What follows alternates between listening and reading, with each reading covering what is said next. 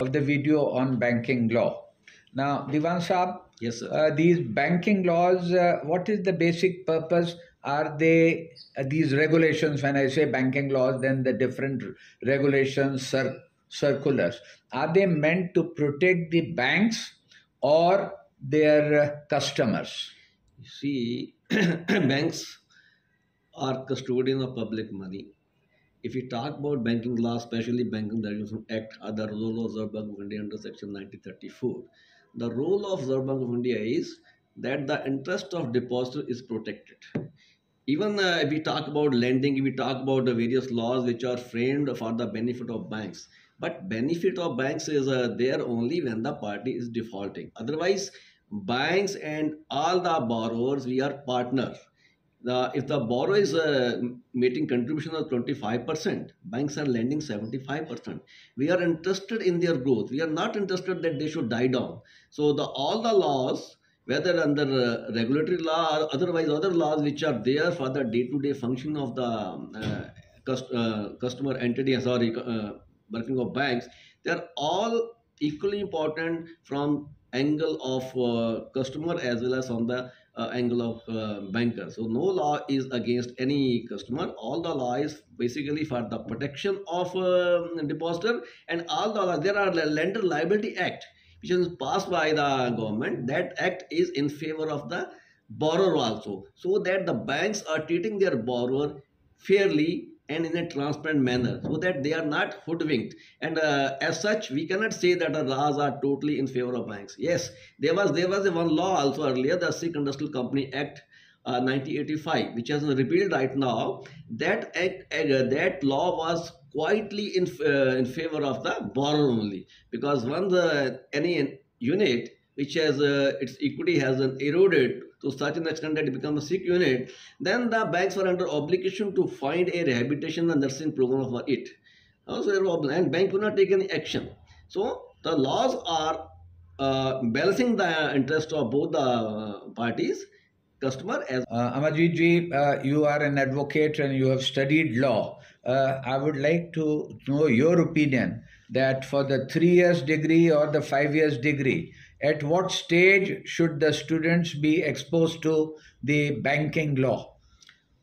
Sir, you see, I said earlier that by and large, the banking is dependent upon the Indian Contract Act and law of torts. So naturally, the students who have already studied these things, and also those laws which are which pertain to the commercial and civil transactions. So before looking into these banking laws, they must have studied these laws, the Indian Contract Act, the law of torts, and the other laws which are important for civil matters and for your commercial transactions. Then only subsequently they should study banking law and practice.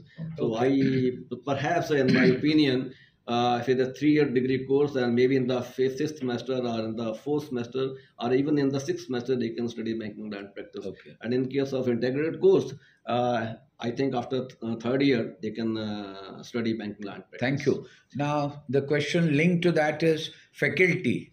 Who can teach and talk about this with keeping in mind the practice and application of law, not merely theoretical regulations? That's a very good question, sir. You see, of course, anybody who is qualified enough and who has experience enough, he can teach these laws.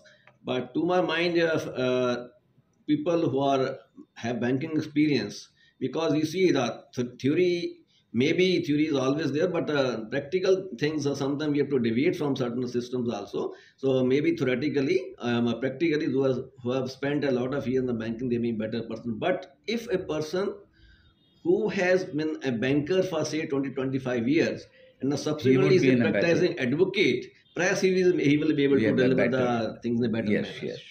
Are there any books or literature which can be useful to teach in the law colleges? Yes, sir. So for the banking law and practice, if we want to put all the things in one book, we can say. For beginners, there is one very wonderful books by Mr. P. N. Varshane. He was earlier, I think, not wrong. Yes.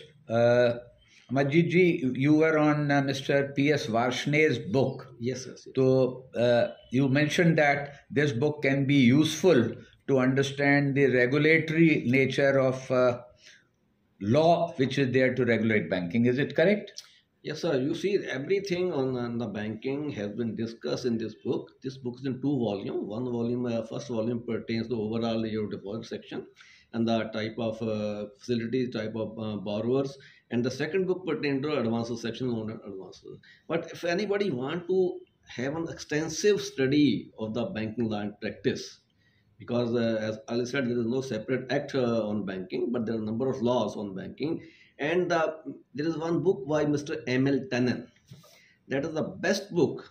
If you, any aspiring student who want to know much deeper into the banking law and practice, he must study the M.L. Tannen book. That book is available in the market, and I think I have read that book more than 10 times. The best book on banking law and practice. Thank you. And my last question is, would do some important judgments of the Supreme Court come to your mind which would give and indicate about the role objectives of banking? Because of course there would be countless judgments, but which are those few that come to your mind?